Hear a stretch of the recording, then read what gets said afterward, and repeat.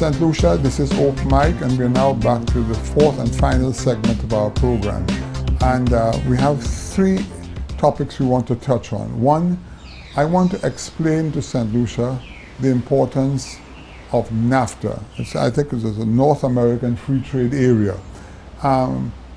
This was done some 15, 20 years ago. 1995. 1995 it was. And you know, just imagine that alone brought Mexico to another level. For instance, I was listening to some topics being discussed only last week in the United States, where the United States is now investing $150 billion in Mexico for the car industry. And you know, they have a trade going on, they have built up themselves. So we're going to I'm going to ask the ambassador to highlight a bit on the progress Mexico made from NAFTA. And then after that, I will ask him, I've been trying for a long time, because of his influence and the power of Mexico, to see what they can do with Copa Airlines flying from Mexico to St. Lucia, because it would also join us with Panama. We do already a lot of trade, so it'd be wonderful for us. And the final thing that we want to do, I want to get a little update to him on the St. Jude's Hospital. Thank you very much. Let me finish some idea that we were developing before that. Yes. We have a strongly relationship with the Minister of Foreign Affairs and with the Minister, and he has strong relations with our leaders in Mexico. So he's very well known, and he's doing a very good effort for the cooperation in Mexico. Not very good, excellent work in this area. And going to the exchange with the North American countries like the United States and Canada, today we are exchanging $1 million every minute with the United States and Canada. $1 million every minute. Can you imagine that? Okay, so we have exchanges for near $4 billion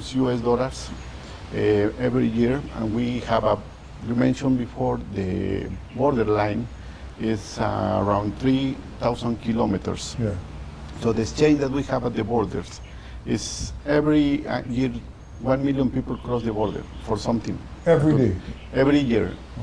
And how many checkpoints have you got in total? Around officially more than 47 checkpoints.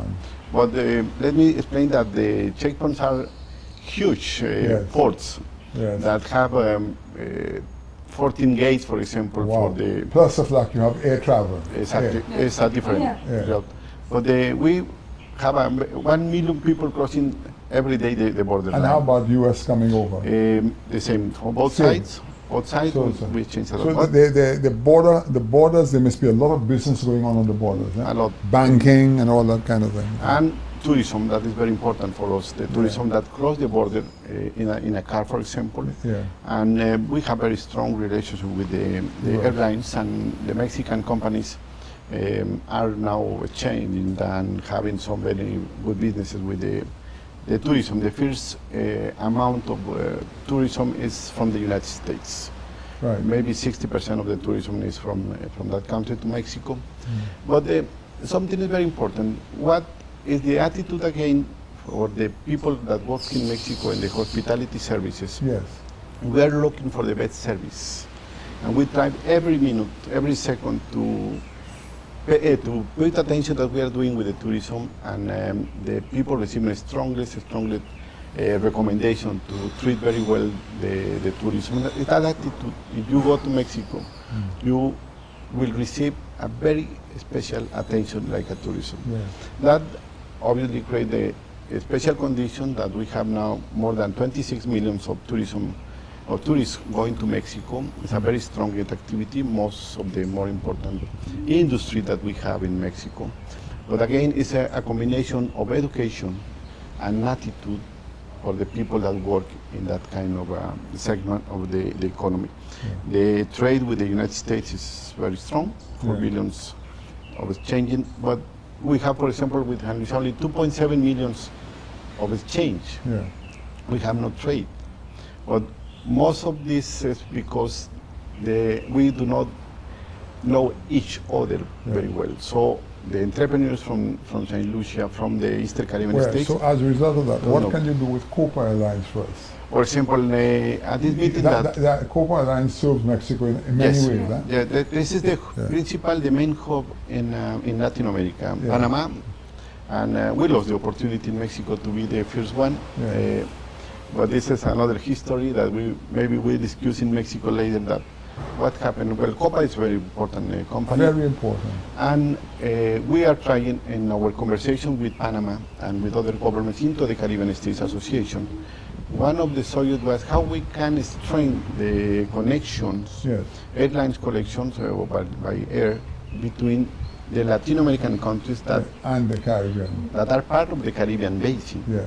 As Colombia, Panama, El Salvador, Guatemala, Mexico. You see, Belize. how I look at it, Mr. Ambassador, is that St. Lucia is fairly well strategically located, either St. Lucia or Barbados for that matter.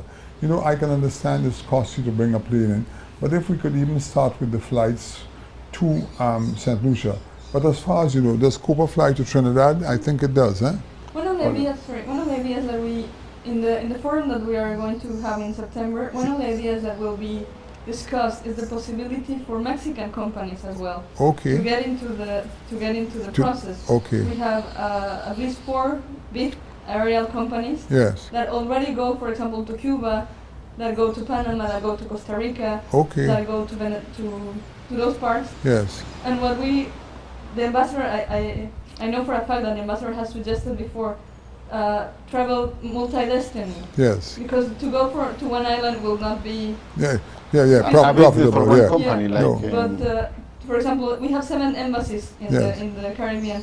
So one of the ideas that that the ambassador will Focus on. focus on in his trip to Mexico to attend Yes. the forum Yes. will be to make a trip to every Yes. embassy, to Right. every capital city Yeah. in the Caribbean for 2 Mexican airlines Yeah. to cover the Yeah, whole. you see, if we can, you can, because what you said is correct, that it's expensive and we are small, but if they can do something here and then we can disseminate the people, you know, it would be For example, fantastic. for us, for me, for example, for the ambassador to go to Mexico, Yeah. we have to pass through Miami, Yeah, or through Panama, or to Trinidad, when it's 3,000 kilometers in a straight I line. know Yeah. that's what I'm trying to say, yeah. So it's, But, Yeah. but in this respect, Mr. Chairman, it's very important.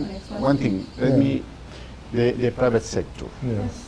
Okay, if the private sector from the island have not the possibility to communicate this to the other country like my country, Yes, the possibility to have this connection is impossible. yeah, Because what happened when the companies, they are working for profit.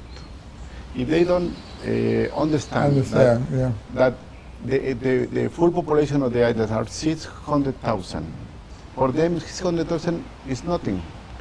But they don't know that you have a strong tourism that maybe reach around 14 million people that travel to the Caribbean states. So it's very necessary the support of the private sector from the Eastern Caribbean states to go to Mexico, to travel, to visit and to go to this business forum. Yes. Because one of the more important issues is the logistics and the air communications. We will have the opportunity to discuss. We had one opportunity last year to discuss these issues, and the result of the visit of many people from the Caribbean is this business forum. It's not only trade, it's communication. communication, It's because logistics. you see, as you said, a person wanting to come to Mexico has to be able to get to Mexico. Exactly. And they're not going to fly to Miami and then come there. I'll tell What you is why, the because success? you're shipping so much stuff to Miami, they just buy your stuff in Exactly. Miami. They And wouldn't more come of the at all. products that you consume here are produced in Mexico, like the avocado, Yeah. the carrots that you buy in the supermarket here Yeah. are from Mexico. Grown in Yeah. Mexico. But are with the package from the United States, and you consume some United States products, and it's not But true. what you need to do, Mr. Ambassador, subject to some correction, you need to liaise now with the Ministry of Agriculture here in St. Lucia. We have a We have strong a- relation with Yeah, them. because, and to find out what, we are very careful what we allow to come in. For instance, you know, cattle, food, there are certain plants you can't bring in because of certain antiquated laws that we have.